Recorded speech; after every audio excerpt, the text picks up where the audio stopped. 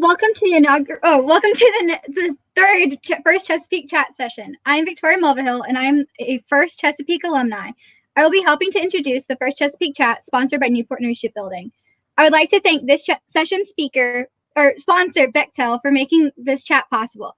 Some housekeeping. We will let the speakers present and then open up for discussion questions later on.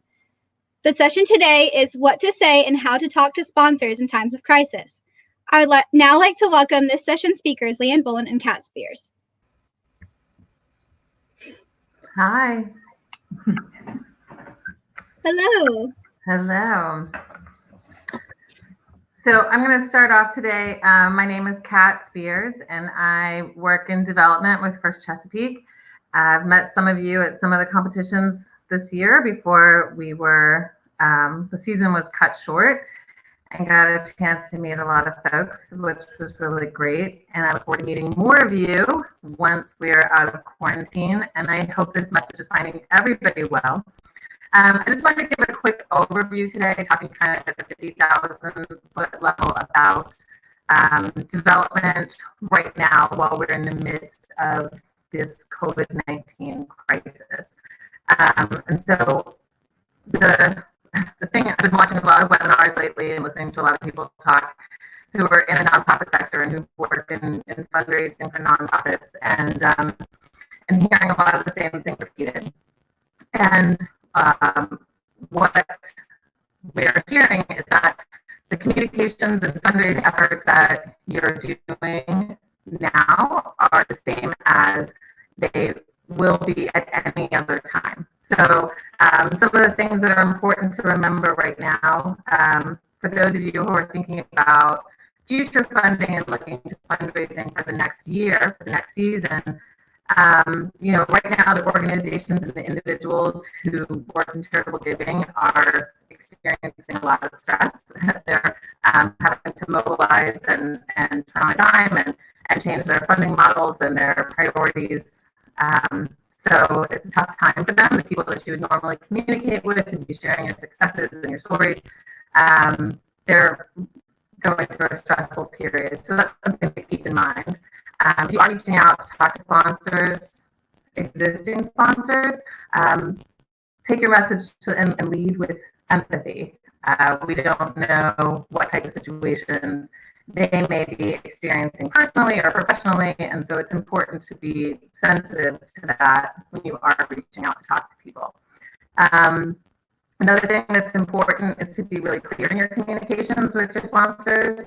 A lot of them committed funds for this year, for this build and competition season, and while it's unfortunate that the season was cut short, you can't as a team be expected to forward those funds to the next year, so to speak. So the funds that were committed for this year, you can't go to a sponsor and say, oh, well, we'll just apply the funding to next year, because that's going to get you and your team in a lot of trouble when you need the funds next year to operate.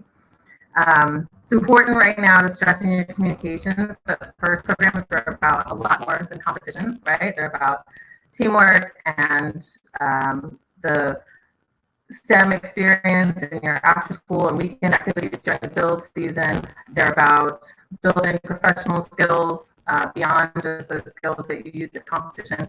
So when you're communicating with your sponsors, it's important to reinforce that it is, first programs are about much more than just events and the competition.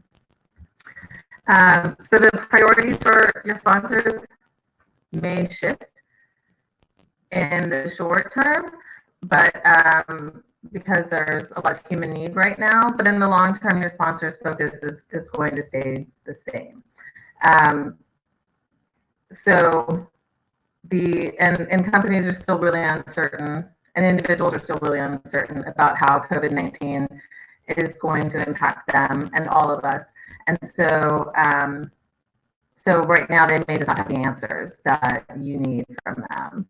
I'm getting notice that my audio is bad. Do you want me to switch over to you, Leanne?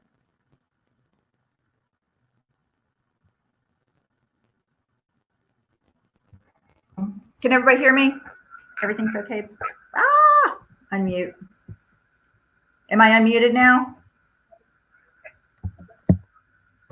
Yes, you're all good to go. We can hear you. You're good to go. Okay, great. Okay.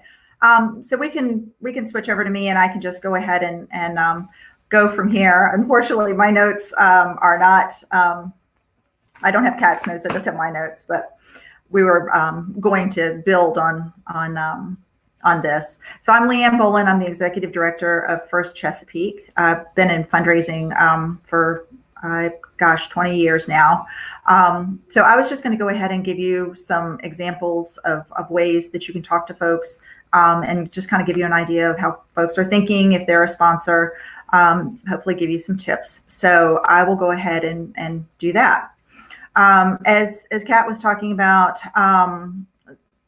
the future of funding right now, if you read the stuff online, nobody really knows. It's a very uncertain time. It's something that none of us have ever experienced before. And so we just need to keep that in mind.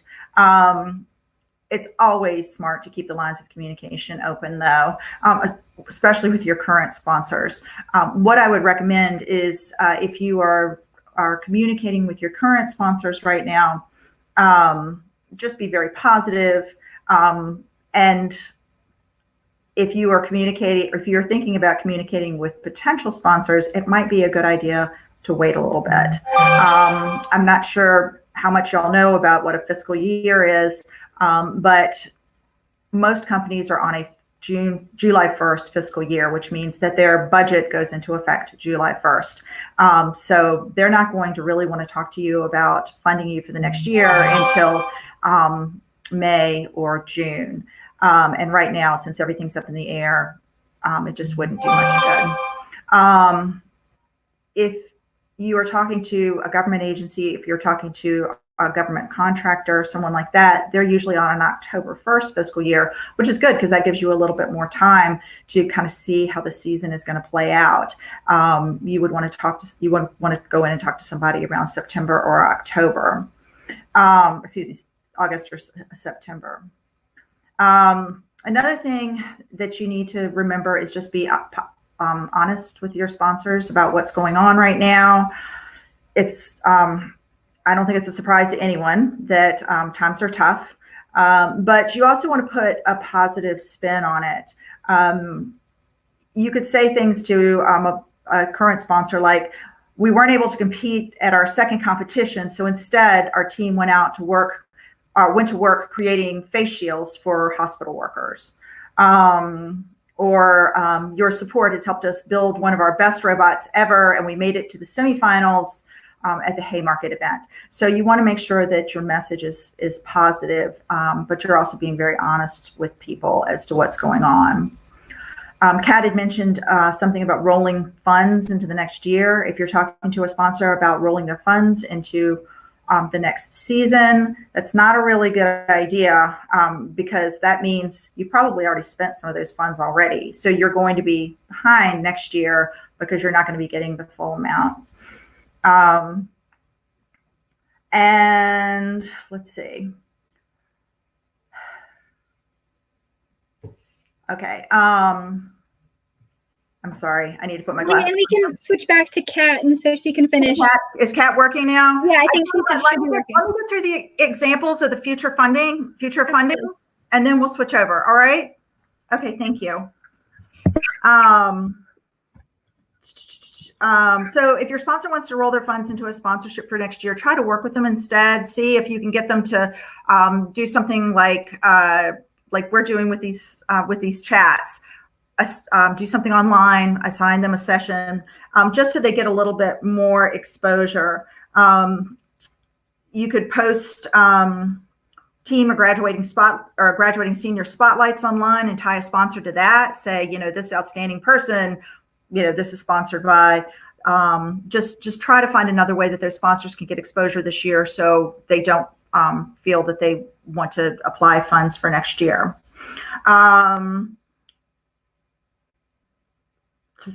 Let's see. And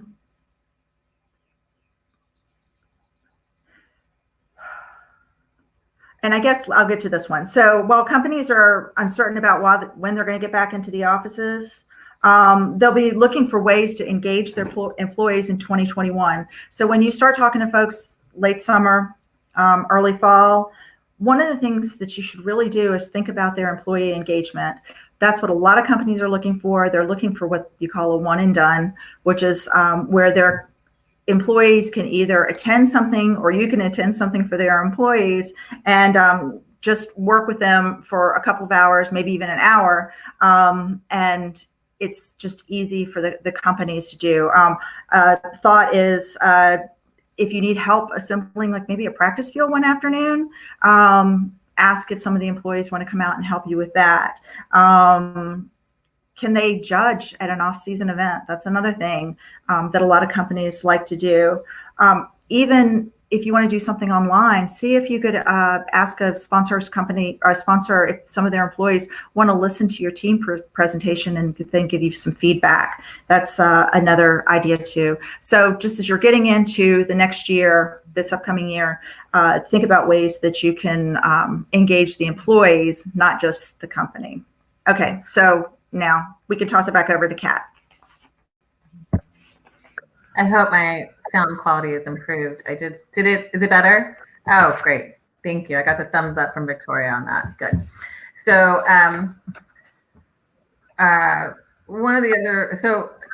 a lot of you, as we have established sponsors, donors and people who are engaged in the FIRST community and who support the FIRST community financially.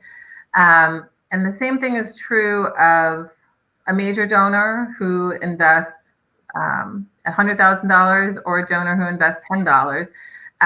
They're really looking to see that their money has an impact, right? And they're looking to see that the majority of their money is going toward an impact. So the good news is that the FIRST community has a lot to offer as far as that's concerned. We are constantly seeing stories about our FIRST alums going off to amazing, college experiences and careers, and our community, especially during a period like this, where we saw last week in one of the chats that a lot of teams have stepped up and started doing emergency responses in their own communities. So being able to point to those impacts and the effects of FIRST programs is the best thing that you have to offer to sponsors in general.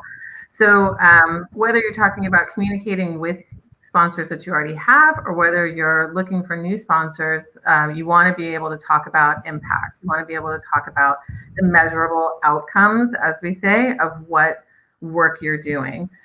Whether it is having 100 students engaged in a team and 50% of them are going off into STEM careers in college or beyond. That type of data goes a long way. When you're looking for prospective sponsors this summer, when we start moving on to looking for new partners, always do your research. Make sure that what you're doing and the FIRST program, STEM, K through 12 education, those are a priority for the sponsors that you're looking at. You don't want to approach someone who has, a focus on doing some kind of cardiovascular research as their primary focus for giving, and then you're approaching them to fund a K-12 education program. So doing your research is a really important part, and getting to know your sponsors and making sure you respond to what they're trying to accomplish in their own communities as well. I'm going to go back over to Leanne here. Oh, okay. Okay. So examples of communication, just remember again, always be positive, but also recognize that these folks are under pressure, just like a lot of us. An example of a communication would be something like if you're sending them an email. Over the past weeks, our team has been faced with some disappointments, but we realized that we have a lot to offer to our community. Instead of worrying about missed competitions, we've channeled our energy and resources into making more than 2,000 masks for our local healthcare workers and first responders. Or you can also just acknowledge your sponsor by saying, thank you for your patience and understanding when we had to let you know about the suspension of our competition season. While we've had to get creative with how our team can work together, we know that the sacrifices we are making are important to slow the spread of the virus and keep everyone safe. So you just want to make sure that you're very positive when you talk to people. Trust me, everybody's getting emails right now and communications that start off with either, I hope you are well, or in this troubled times, or in these uncertain times. And believe me, we all know what they are. So make sure that you get your message out there in the very beginning, and it's a very positive one. Make sure to keep in touch with your sponsor with updates about what your team is doing. But also remember that they are receiving lots and lots of emails, more than ever before. So make sure that your emails or your emails are short. They're, again, positive, colorful photos, just a couple of lines, and remember to tag your sponsors in any social media posts that you put out. Also, remember that nobody wants to get asked every time they hear from you. So make sure that your communications are upbeat, that you subscribe to Google alerts and enter keywords like your sponsors' names, and then you'll know when ever something is posted about your sponsor anywhere. So you can just shoot them a quick note saying, well, I just saw that you got this award. This is really fantastic. It was so well deserved, just so you stay in front of people like that. And also, it seems kind of silly, but people love trivia. They love fun facts. So when you're communicating with people, especially like in your thank you notes, you can say things like, yesterday's workshop that you sponsored was a huge hit with teams from around our area. We had people come from as far away as Bumpus, Virginia. And not only did they love hearing about all the technical resources that they could access, but they really enjoyed the complimentary snacks. And then say something like, more than 30 individuals chowed down on 15 pizzas and 4 bags of candy and 3 suitcases of Diet Coke, or something like that. People just like it because it warms things up. It's all about relationships. People want to give money to people that they like and that they know. And so when you're giving them something that's enjoyable to read and makes them feel a little more connected to you, not so businessy and stilted, it just makes people feel better and makes them more receptive to when you actually do go in for the ask. Kat, are you going to go back to identifying sponsors, or do you want me to keep going? I think that my audio keeps cutting out. Okay, I can keep going. I can keep going. So identifying sponsors, start with the companies you know. Look at the employers of your team's parents, the employers of your mentors, and think about what companies you use in your community. A lot of times we talk about funds, but you also should think about in-kind sponsorships. So is there a local grocery store that you go to when you buy all your team snacks? Is there something that they could give you as a discount, or maybe in-kind, and you can just put them up as a sponsor somewhere? I mean, team snacks sponsored by Kroger or whatever. It really does work. Again, it's all in who you know. As Kat said, always do your research. Do something as simple as go to the company's website and look at their staff list and see if there's anybody from that staff list that might have a connection to someone on your team, a parent on your team. Maybe they go to church with you. Maybe they do trivia night with you or with your parents. It's just another way to make that connection and ask them to make an introduction. Also, Google whatever company you're looking at with the word sponsored by. So you can go in and look and see what other organizations they're sponsoring. If you are looking for them to sponsor your robotics teams, but it looks like all their money right now is going towards maybe dyslexia, it may or may not be a good fit. But just be aware of what they give to. So when you go in to talk to them, they know that you know a little bit about their company. You can also use LinkedIn to see how your connections relate to folks that are involved with these potential funders. And really, most importantly, when you're talking to sponsors, you need to listen. And that's one of the hardest things for anybody to do because nobody likes silence. But go in, give them a quick 2 to 3 minute explanation of who you are and what you do. And then say something like, I'd be really interested in, hearing about your ideas about how we might be able to partner together. And then sit back and listen to what they say. And then repeat back to them something that they might say, like they say, well, we are really interested in workforce development. And you can say, well, our team, X number of our team members have gone here. They've become engineers. They've done this. They've done that. We would love to work with you to get your word out, to get the word out about your company to our team now. So the folks who are now sophomores and juniors may be interested in applying for jobs with you. Something like that, just to let them know that you have heard them. And going hand in hand with listening is silence. When you finally get to the point where you ask for money, which is hard for a lot of people, just be very upfront. Say what you think your sponsorship is worth, and then be quiet and wait for that person to respond. And it may take them a minute, but don't ever try and fill that silence with small talk. Don't ever try and say, oh, but we could do this instead. Tell them what you want and then wait. Because most of the time they're going to come back and say, well, I'd really like to do that, or I'd really like to do that, but I don't have $500. I have $400. And then you can work with them from there. But the strangest thing about asking for money is being quiet. And then finally, we were going to talk about recognizing sponsors.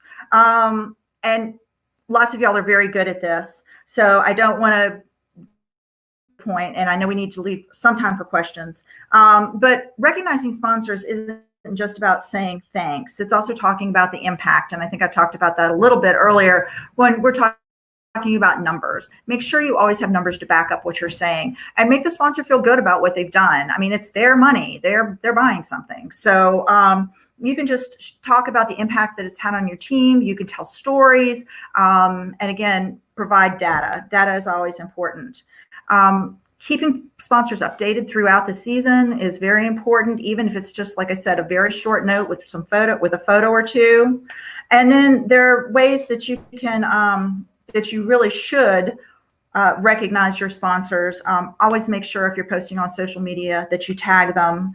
And every time that you mention something that they've sponsored, make sure you mention their name. I know it drives everybody crazy when I say, you've got to say sponsored by after that event name. But that's what they're paying for. So you want to make sure that they get that product. And then that's kind of what I had to say.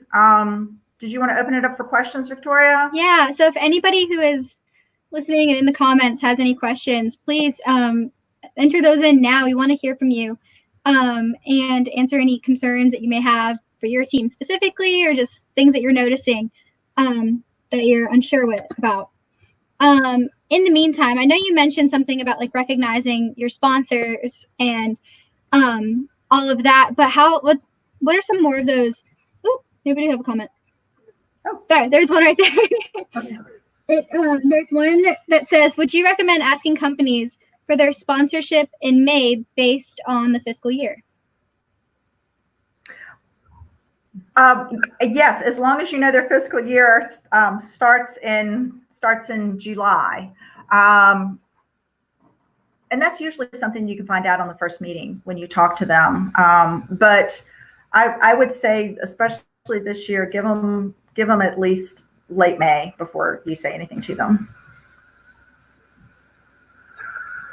Kind of following along with what you just said, how do you make sure that you're reaching out to the right person to talk to as a sponsor from a company? A lot of times funds for sponsorships come from different pots. So, for some companies, it's going to be their marketing department that wants to invest money because they like the exposure that an event or being involved with a specific team is going to give them. For others, it might be coming out of something like their government relations pot of money. And for still others, it may come from recruitment, human resources. So a lot of times it depends. But usually, if you can access an employee within the company who is, say, a parent of a team member or a mentor for the team or somebody you know from the community, and that you can kind of have that insider's approach to finding that information, they can direct you to the right person. And often that is the hardest part of developing some kind of a sponsor relationship, is just finding the right person to connect with. And we see that a lot, even with sponsors that we've worked with for a while, that the budget comes from sometimes unexpected places. So really having, and always, usually on most corporate websites, especially bigger companies, they'll have a corporate giving or community responsibility page on their website, and you can reach somebody through there, at least for a general contact, to point you in the right direction.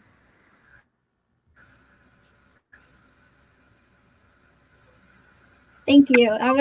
I know something that when I was on a team, we struggled with, especially when we were reaching out to new companies that we knew nothing about, but we knew that they were STEM based. So do you have any ideas for that? If you know that they're in the technical field, but you have never even really heard of the company prior to beginning research? Yeah, usually if I'm going and I go to LinkedIn, that's one of the the best places to go to. I also go and sometimes I'll attend an event, a conference where I know that the company is sponsoring a conference, for example, and the representatives who are at the conference of the company are usually the contacts that you want to make. And so sometimes it really does go all back to research, is tracing all of these things. Representative of companies who are involved in sponsorships will often be speakers at conferences, things like that. So using LinkedIn, kind of going down the rabbit hole and doing your research on the individuals involved with companies really pays off sometimes. And Victoria, I think you were asking about ways to recognize sponsors. Is that what you were asking earlier? Yeah, that was another one. Okay. So there are lots of ways. I put a name on just about everything. Obviously, T-shirts, banners, your website, tagging on social media again. But also think about other ways that you can sell things. It's this year we had the mats that we put down for the anti-fatigue mats, and we put a sponsor name on them. We were able to say that the sponsor was going to be at every event. People were going to see it. They were going to get credit for it, and the volunteers were going to love it because it meant that their feet didn't hurt. So it's just you have to sit down. You have to be creative. You have to just think about ways to get names out there. Also, always remember to contact your media and make sure that they know what you're doing, and so you can recognize your sponsor if you have coverage in the media. And it looks like we're just about up. Right? Time's up. Yeah, I was going to respond to this one question about how to keep sponsorships with companies, even if your connection is lost, meaning if the student whose parent works there, sponsors, any type of fundraising, sponsorship activities, it's all about nurturing relationships, right? So I heard somebody the other day, I was listening to a webinar, and they asked her, what are the top 3 things that are really important in fundraising? And she said the top 3 are nurture relationships, and nurture relationships, right? So as a team, your relationship with the sponsoring company has to be more than just that one individual. It has to be about sharing your numbers, your impact, as we've been talking about, and making the relationship with the broader company so that the company or the individual is seeing a value in what their contribution is given to. So maintaining those connections is sometimes difficult when you have a person who leaves, but it can be done with making relationships in the broader company. Thank you so much for all of this insight. And so thank you, Lee and Kat, for just being here today. We really appreciate it. And we would like to thank our sponsor, Bechtel, again, and have a great rest of your day. Thank you.